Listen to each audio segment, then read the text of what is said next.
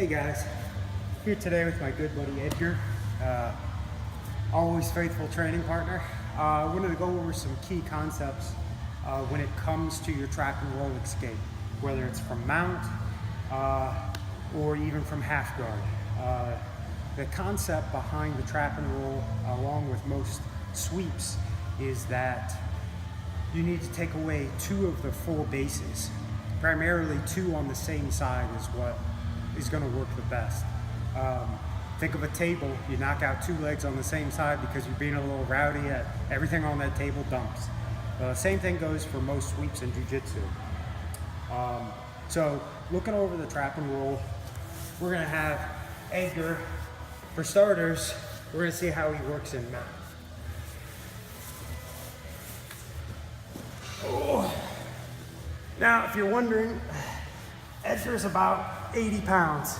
So he's a good simulation of what it's like to actually have a larger opponent sitting on top of you who doesn't care about your well-being. So, standard mount. Number one thing that you need to look for, whether it's gi or jiu-jitsu, gi jiu-jitsu or no gi, is that you're blocking their knees. And that's to prevent their knees from riding up and going into high mount on you. And which normally most mount attacks are going to be arms, and they're looking for separation. So you need to keep their knees down where they're supposed to be by blocking them, protecting your chin, your neck, in case you are doing gi and you're getting cross-collared from the top. Blocking the knees is the number one thing. So from there, your knees need to come up close to your butt. You see them dangling out here sometimes. This is a real lazy position. It's kind of inviting all other kinds of nasty stuff for them to move around on top of you. So knees come up close to your butt, and elbows are blocking his knees. And one of the ideas behind this that will help visualize for you is that if this is a teeter-totter and Edgar is the larger kid on the other side of the teeter-totter, he's going to outweigh me being down on the bottom. Well, your knees act as a fulcrum or the center point for that teeter-totter. And so if you're pinning his knees here, he's only got this much balance down below, and all the rest of his weight is up top. So if you're blocking right here on his knees, all of his weight is going to tip over this tipping point, the fulcrum point of after you bump. So to demonstrate, you're blocking, your feet come up to your butt. If they're dangling out, they come up as close as possible. Edgar's gonna try to be a good training partner today. And you oompa up. All of his weight's gonna tip up over the top of these elbows, and he's gonna face plant. If he doesn't face plant, his hands need to come out to stop, correct? After he tips. So that he's been dumped. This is where your next setup comes in. For this to really work effectively, more times than not, you need to keep your hips up after you bump. So after you bump and he goes down, whether he face plants or not, you need to keep your hips up until you've secured an arm. Edgar's blocking my view. So whatever arm that you choose to go for, you don't let your hips come back down to the mat, because what that's gonna do is it's gonna allow him to reset his weight. If you keep his weight up on the other end of that teeter-totter and he's stuck up in the air, now I'm the big kid and he's the small guy on the other side stuck up in the air because I've got him off balance. You're gonna choose whatever arm you're gonna go for. Depending on where he's at on you, if you wanna crawl up and do the reach around to trap his arm, it's probably painful for Edgar. This is your number one choice if you're gonna climb up and secure him so he's more face to face with you. Some other concepts behind this, you do not wanna do the reach over the shoulder pass when he's up here. So with your hips up, he's probably gonna be up there. So you don't wanna try to do this with his weight over here. You're gonna get your arms separated and he's gonna go for a submission. So if you're not gonna climb up, the next safest attack for the trap and roll here, a little variation, is using a gable grip across on Edgar, which is gonna be his elbow to his tricep. So you're gonna reach over with both hands and gable grip and pull his elbow down across your chest. Edgar's a little stiff, but ideally, this is gonna bring deep across your chest so that his hand is up off the mat. There's no chance of him basing out. So again, his arm is out, my hips are up still, gable grip, pull it in, right? This is nice and secure. In no gi, sometimes this can get a little slippery and he might be able to pull out. In gi, this is a very tight grip, very tight. Once you've got this locked in and there's all that extra gi material grabbing a hold of it, very tight. Not as tight as the over the side, but this is pretty good for a nice, quick, safe attempt at the trap and roll. Now that I've got this secured, my hips come back down. That's what allows me, my hips come back down, and I'm basically loading up. I step over his foot to trap it. So now, table legs, one side, other side secured, right? I've stepped over, now my hips come back up. This other foot needs to be up close to my butt so I get maximum push up. And as a concept, I tell people 90% push straight up, 10% diagonal. So you want to get his weight again, when it's up here, that's where you want to get his weight. And that's where your 90% push goes up again, and his weight's coming up over the top of you. You've got both sides trapped. Let's make sure we've got Edgar secured. And then you're going your 10% that way. For your sweep.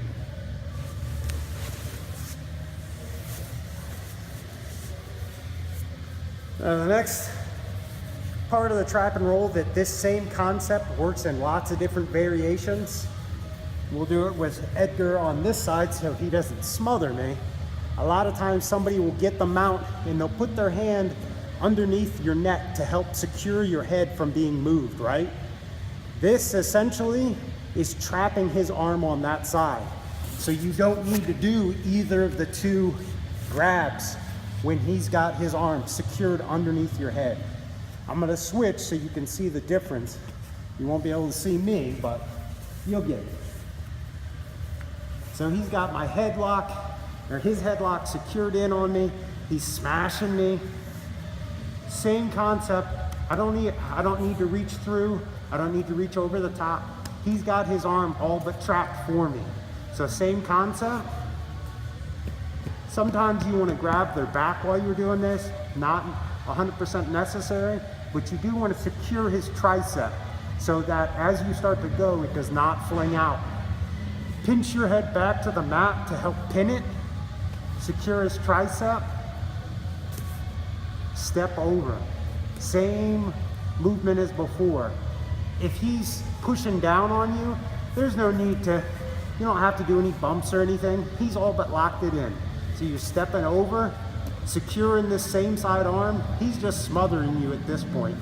This far side foot, same as the other variation, comes up close to your butt and 90% up, 10% over.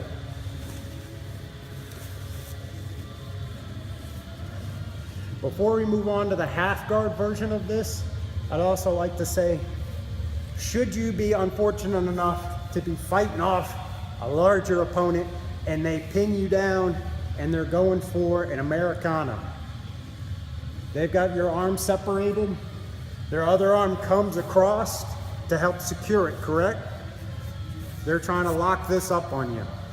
Both of his arms are locked up on the same side of my arm.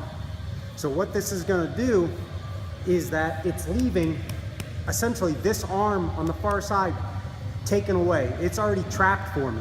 I just have to worry about that far side leg and I get the exact same sweep, right? So to show on this side, he's going for his Americana.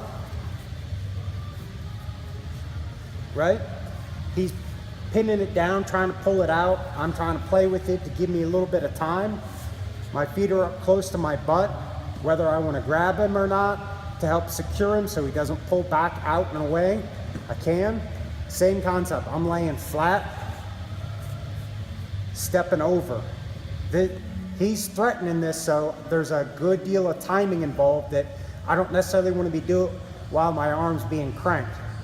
If I have to, I have to, but at least I'm escaping. So while he's trying to secure this arm over here, I'm stepping over and I'm doing my 90-10. 90% up onto this far side shoulder, 10% over. And he may still have this secured, but now I'm in a better position.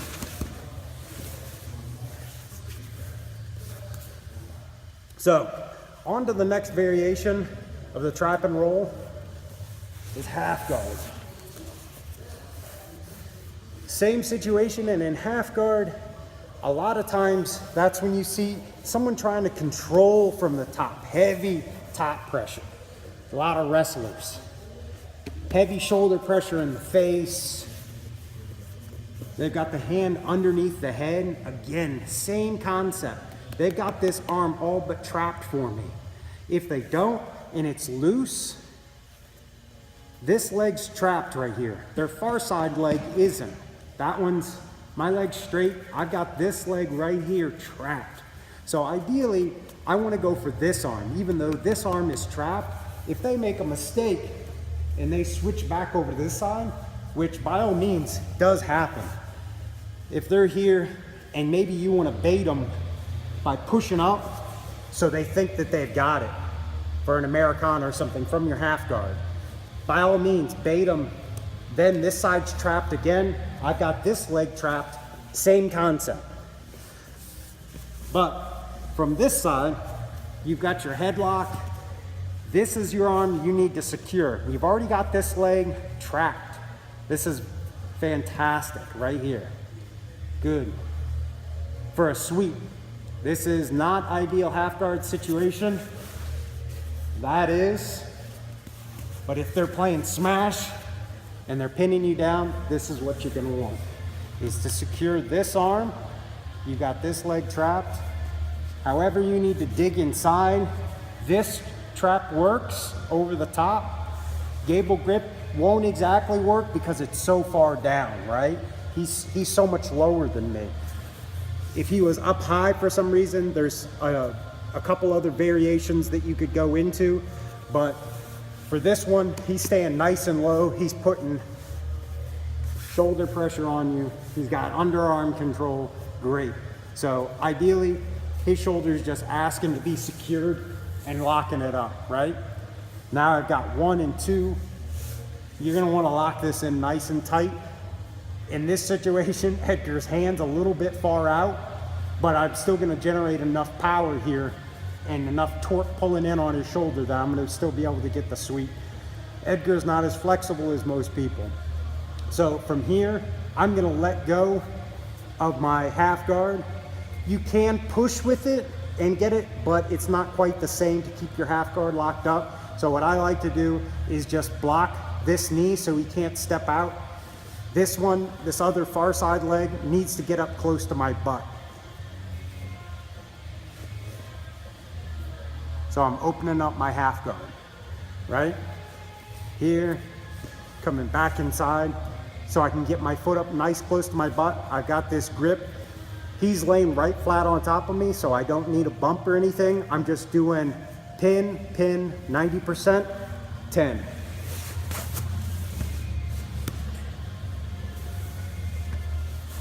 So the concept is still the same, guys. One side, one side. So from half guard, this is super easy to always get one leg locked up. It's this same side arm is the one you gotta worry about. Sometimes you can even come out through the side and bump. Requires a little bit more strength. If you're going with a bigger, stronger opponent, it's not gonna be your first choice. So, signing off today, it's my good buddy, me and Edgar. Hope you guys enjoy it, review it. Key concepts, guys. Keep working at them, keep understanding how how all those sweeps work together, right, Edgar? Thanks, guys.